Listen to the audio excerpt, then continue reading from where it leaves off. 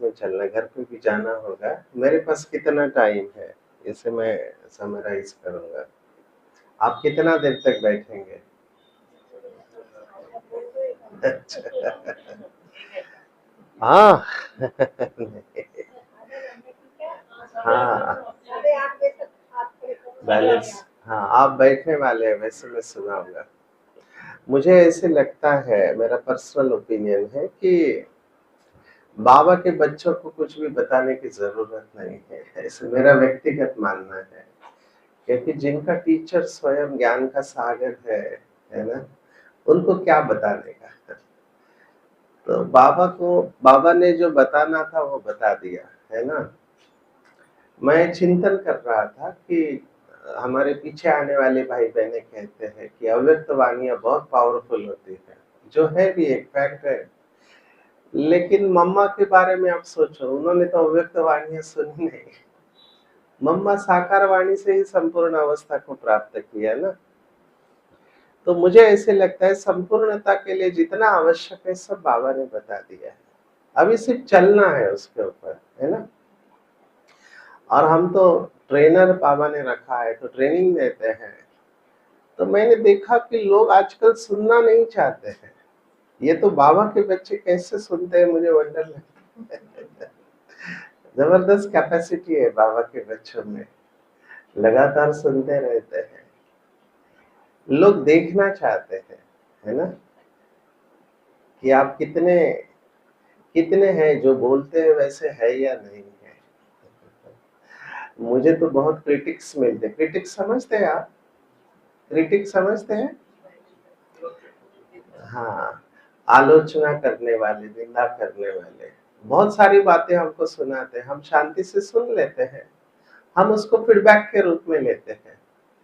अंग्रेजी के दो शब्द है, one is criticism and other is feedback. तो उसमें क्या है वो हम सोचते हैं। तो मुझे बहुत सारी फीडबैक मिलती है, क्योंकि बहुत जगह पे सेशन होते हैं, लौकिक में भी होते हैं। तो लोग देखना चाहते हैं, मैं यही कहना चाह रहा हूँ। और मैंने जो समझा है कि अभी बोलने की आवश्यकता नहीं है। अंग्रेजी में कहते हैं साइलेंस इज हाँ, अंग्रेजी में कहावत है कि open your mouth only if you can improve upon silence. माना अपना मुंह तभी खोलना चाहिए जब आप साइलेंस से भी अच्छा भाषण कर सकते हो। जब मेरे पास ये समझ है तो मैं क्या भाषण कर सकता हूँ? I cannot speak better than silence. मैं साइलेंस से और अच्छा क्या बोल सकता हूँ? तो मुझे ऐसे लगता है कि अभी हमको जिस तरह से ड्रामा चल रहा है इस समय, है ना? हमको बस संपूर्ण अवस्था के नीचे कुछ सोचना नहीं चाहिए। Nothing below complete stage. और मुझे बहुत खुशी होती है, मैं हर स्थान पर जाता हूँ तो बाबा के ऐसे-ऐसे बच्चों का मैं पुरुषार्थ देखता हूँ, मैं देख के हैरान हो जाता हूँ कि ये आत्मा कहाँ छिपी हुई है। ये स्टेज पर क्यों नहीं है? कुछ संडे पहले मुरली में आया था, आपने अगर सुना होगा, बाबा ने माताओं की महिमा की थी। कौन सी माता है? तो बाबा ने कहा था मुरली में कि ऐसी माताएं हैं यज्ञ में जिनका अनुभव अगर प्रेसिडेंट और प्राइम मिनिस्टर को भी सुनाए तो उनके आंखों से आंसू आ जाएंगे। माना ये माताएं है, और मैंने ऐसी माताएं देखी है। मैं आपको क्या अनुभव सुनाऊं? कुछ अनुभव आपको सुनाता हूँ। 25 साल में पूरा भारत घूमना हुआ है, विदेश में भी जाना हुआ है, तो मैं भारत का अरुणाचल प्रदेश का अनुभव सुनाता हूँ। आपको पता है अरुणाचल प्रदेश चाइना से लग के है, म्यांमार से।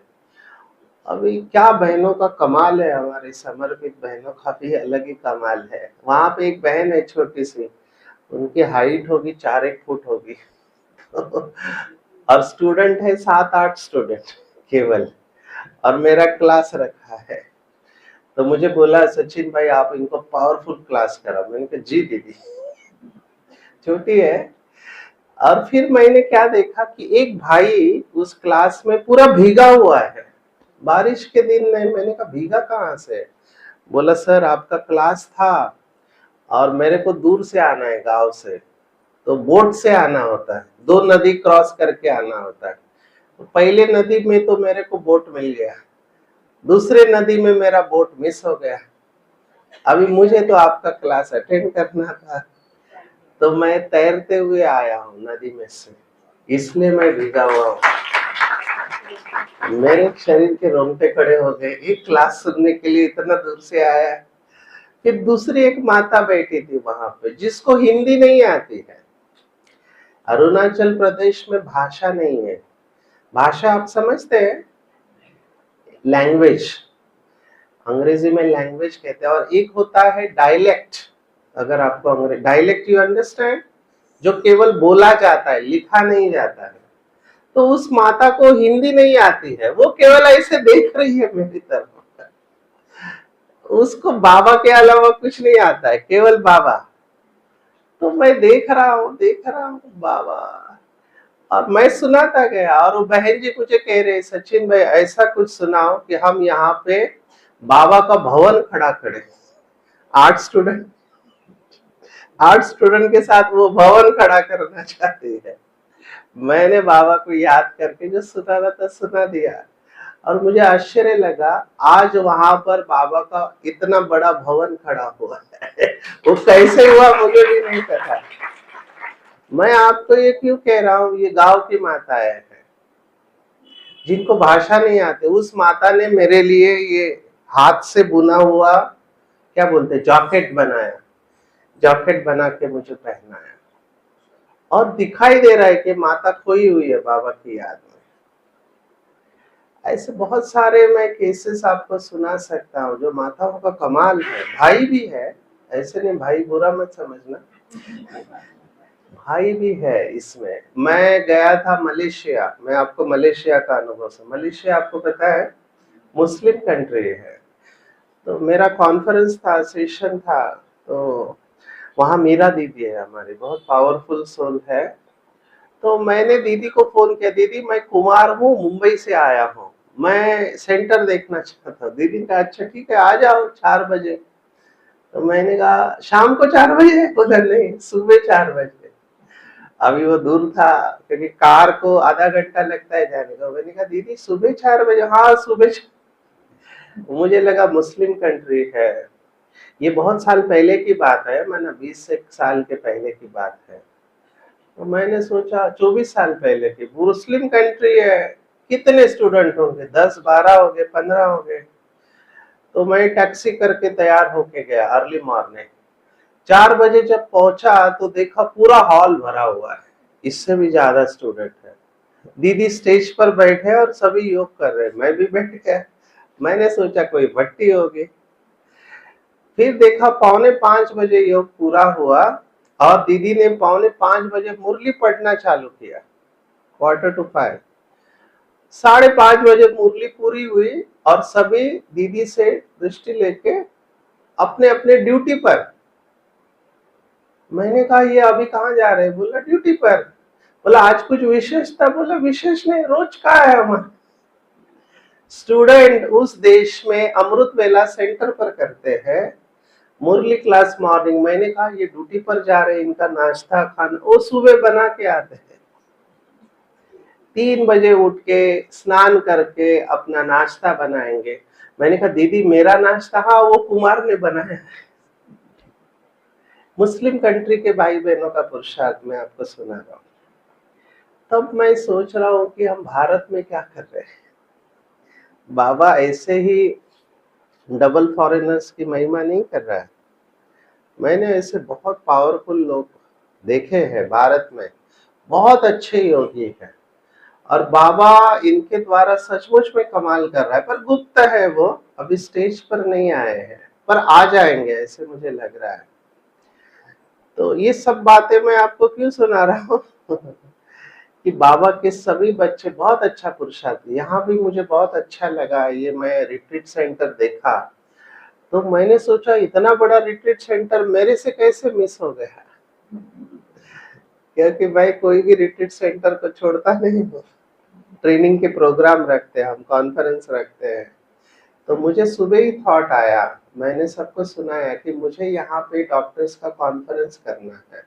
आपको लगता है हो सकता है? हो सकता है या होना चाहिए? तो बहुत अच्छा, मैंने कुछ डॉक्टर से बात भी किया। एक हमारा जानकी फाउंडेशन लंदन का प्रोग्राम है, विहासा करके, वैल्यूज इन हेल्थ केयर, वो भट्टी है दिव्य गुणों की धारणा के ऊपर। तो वो प्रोग्राम भी हम कराते हैं। तो मेरा वो थॉट चल रहा था, और यहाँ के भाई बहनों का क्या कहने, मैं सुबह से 2-3 भाइयों के साथ इंटरेक्ट कर रहा हूँ। बहुत गहरी समझ है भाई बहनों में। तो मुझे बहुत अच्छा लगा यहाँ आके। अनुभव तो बहुत है, मैंने वो किताब में लिखे हुए हैं थोड़े अनुभव। तो एक अनुभव आपको सुनाता हूँ, शायद आपको प्रेरणा दे। मैंने बहुत क्लासेस में ये सुनाया है कि जैसे भाई साहब ने कहा ना, इनका जन्म लुधियाना का है, मेरा जन्म मधुबन का है, और मुझे इसका महत्व पता नहीं था। मैं लौकिक में आने के पहले, माना ज्ञान में आने के पहले, भगवान को नहीं मानता था। मेरा बचपन झुग्गी झोपड़ी में गया हूँ, स्लम में गया, मुंबई के बहुत खराब एरिया है जहाँ तड़ीपार, आप समझते हैं तड़ीपार? तड़ीपार का मतलब पता है? हाँ, तड़ीपार माना जो गुंडे होते हैं जिनको निकाल दिया जाता है जुरिस्डिक्शन से, उनको तड़ीपार कहते हैं। तो जिन्होंने यूपी बिहार में कुछ किया है गड़बड़ वाला काम, वहां से उनको निकालते तो वो यहाँ आके स्लम में रहते हैं। ऐसे एरिया में मैं रहा हूँ। कई बातें मैं बता नहीं पा रहा हूँ क्योंकि रिकॉर्ड हो रहा है तो सेंसर है बातें। ऐसे एरिया में मैं बड़ा हुआ। बचपन से मैंने राइट देखा है, हिंदू मुस्लिम राइट। तो एक ही लक्ष्य था, पैसा कमाने का और फॉरेन जाके सेटल होने का। तो मेरा एमबीबीएस पास हुआ मैं, और इंटर्नशिप चल रहा था। तो हमारे एक डॉक्टर साहब है, पुराने जानते होंगे, ग्लोबल हॉस्पिटल के पहले सर्जन, डॉक्टर आनंदन। हाँ, कांता बेन जानती होगी। डॉक्टर आनंदन करके सर्जन थे। वो 1 महीने के लिए मुंबई आए और मेरा सर्जरी का पोस्टिंग उनके हाथ के नीचे। तो हमारे साथ और भी डॉक्टर थे। वो मुझे समझाने लगे कि कैसे अभी न्यूक्लियर वॉर होने का, तो होने के बाद नाइट्रोजन कंटेंट बढ़ेगा जमीन में, और जो आप डालोगे उसका पेड़ पौधा आराम से बन जाएगा। ऐसे मुझे समझाते थे। तो मैं मन ही मन कहता था, ये बुढ़ा बोर क्यों कर रहा है मेरे को क्योंकि मुझे कोई इंटरेस्ट नहीं। धीरे से फिर उन्होंने कहा ऐसी एक संस्था है। मैंने कहा होगा, मेरे को क्या करना है? और मुझे बोला आप उनके यहाँ जाओ। अभी आपको जाना नहीं होता है तो आप बहाने देते हैं, तो मैं हर वक्त बहाना देता था, और वो कुछ ना कुछ कारण निकाल के मुझे बोलते थे आप जाओ। आखिर मैंने सोचा क्या करना है ये ब्रह्मा कुमारी को, हिल स्टेशन है, घूमने को जाएंगे, घूम के आ जाएंगे। तो मैं गया। उस समय ज्ञान सरोवर नहीं बना था, पांडव भवन था। तो पांडव भवन जैसे ही मैं उतरा, बाबा का जादू चालू हो गया। माना मैं वो कृष्ण का फोटो देखा और मैं देखते ही रह गया। मैंने कहा इसको पहले कहाँ देखा है, मैंने कहाँ देखा है, मुझे याद नहीं आ रहा है। इसको साइकोलॉजी में कहते हैं डेजा वू फिनोमेना। आपने सुना है डेजा वू? जब आप किसी स्थान पर जाते हैं जहां पहले कभी नहीं गए, लेकिन उधर जाने के बाद आपको लगता है कि बहुत बार यहाँ आए हुए हैं, है ना? इसको कहते हैं डेजा वू। तो मुझे डेजा वू का अनुभव हो रहा है, सब याद आ रहा है मुझे।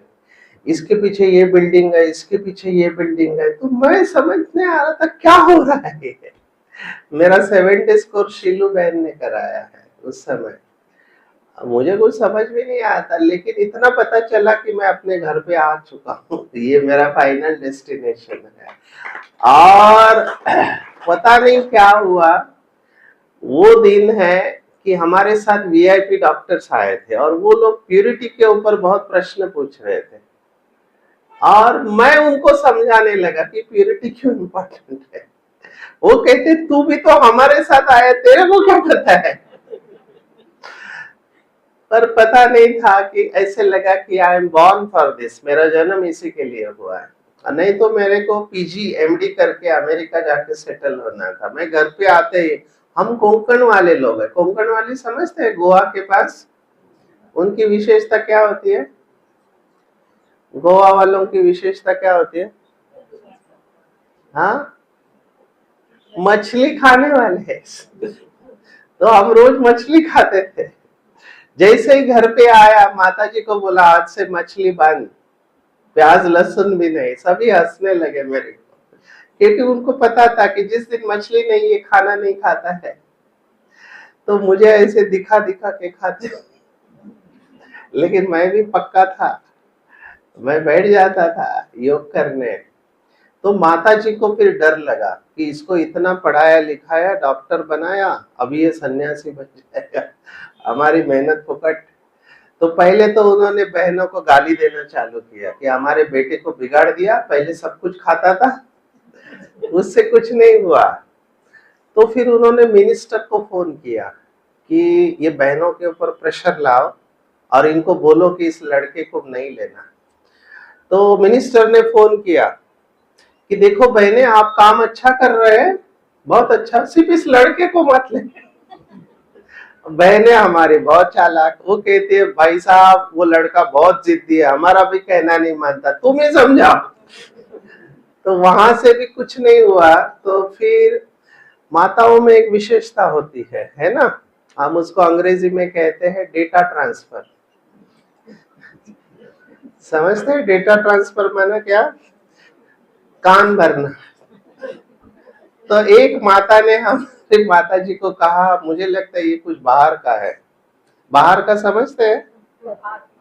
हाँ, बाहर का माना जादू टोना है, इसका भूत उतारना पड़ेगा। तो माता जी डर के बोला भूत है? हाँ भूत है। बोले क्या करना है? भूत उतारना है, पंडित बुलाने पड़ेंगे।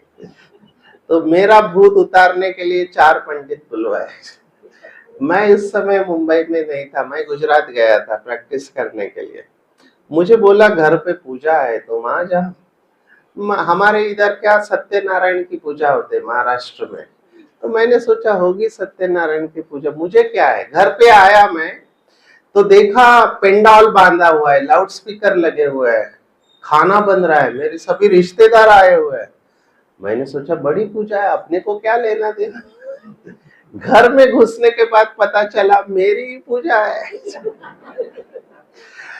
अभी मैंने ज्यादा भक्ति की नहीं थी तो मुझे पता नहीं था क्या करते हैं। तो उन्होंने हवन रचा था। हवन समझते हैं? यज्ञ हवन, वो ईट रखते हैं और उसमें तिल जौ समिधा डालते हैं। तो मैंने सुना था कि भूत उतारने के लिए लोग मारते, लकड़ी लेके मारते या मिर्ची का धुआं करते हैं। तो मैं देख रहा था कहाँ मिर्ची कहाँ रखा है, मिर्ची नहीं दिखाई दी, न लकड़ी दिखाई दी। तो मुझे लगा शायद डॉक्टर हूं इसलिए डिस्काउंट मिला होगा। अभी कटिंग शॉर्ट स्टोरी, मेरा घड़ी की तरफ ध्यान है, मैं कट शॉर्ट कर रहा हूँ। वो सब मेरी इच्छा के विरुद्ध हो रहा था, है ना। पर माँ बाप की इज्जत का सवाल था, उन्होंने बहुत खर्चा किया था, इसलिए मैं बैठ गया। एक तो कपड़े उतार दिए थे उन्होंने मेरे, और पंखा बंद था, और जोर जोर से मंत्र बोल के वो उसमें डाल रहे थे जो भी डालना था। अभी पता नहीं यहाँ पे मरने के बाद वो आटे के गोले होते, पता है 12वें दिन पर रखते हैं इधर, वो भी रखे हुए थे। मुझे समझ में आटे के गोले क्यों रखे हुए हैं, कुछ मंत्र बोल के उसमें कुछ डाल रहे थे ये लोग, और मंत्र का पानी मुझे पीने को दे रहे थे कि पियो। अभी मैंने सुना था कि मंत्रों में ताकत है, पर मुझे ये पता था कि दृष्टि देखे, तो वो पानी देते थे आचमन, तो मैं ऐसे दृष्टि देता था बाबा की याद में और फिर पी जाता था। तो वो सोचने